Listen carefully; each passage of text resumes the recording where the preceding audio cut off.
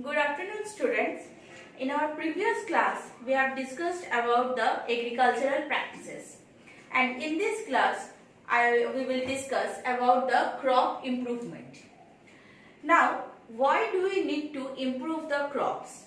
I have told you during the discussion of the selection of the seeds that the seeds should be in good quality and healthy quality. That means that the seed should be disease resistant. This is a very important point because if a seed is not disease resistant, it might get attacked by different microbes or microorganisms that can cause harm to the plants.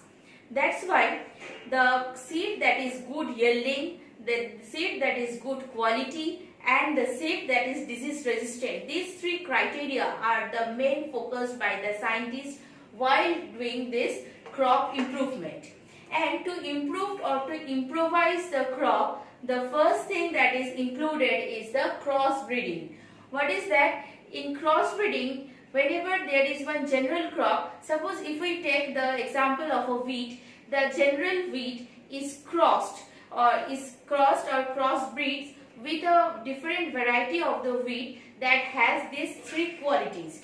What will happen after crossing, the plant or the seedling that we will get, that will have the qualities of both the plants. That means it will carry out the quality of having the disease resistant, having the good quality seed, and it will have the high yielding. So this is the importance of crossbreeding in our days.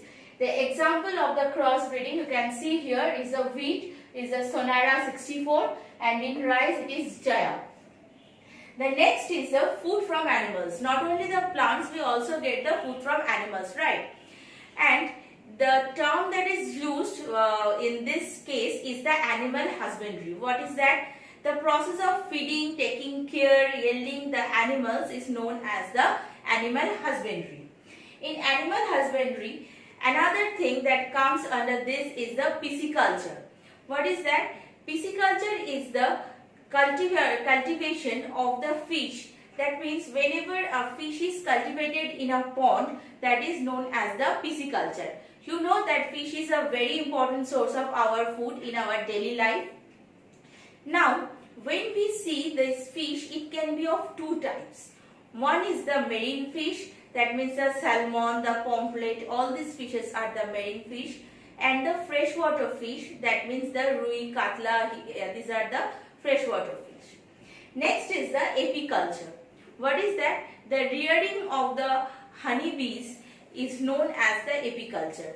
And the product that we gain from this apiculture is the honey that is very much rich in sugar and minerals.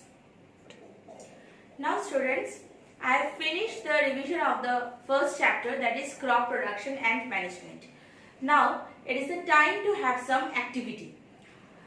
For performing the activity, what you will do, you will take a glass or a bigger, larger container in which you will take either some gram seeds or some chana seeds or some motor seeds. The motor, you know, that is used for making the ghugnis. You will take that and you will fill the entire glass with water. You will keep it in that manner overnight. After that, you will watch that some of the seeds will come up. That means they will start floating.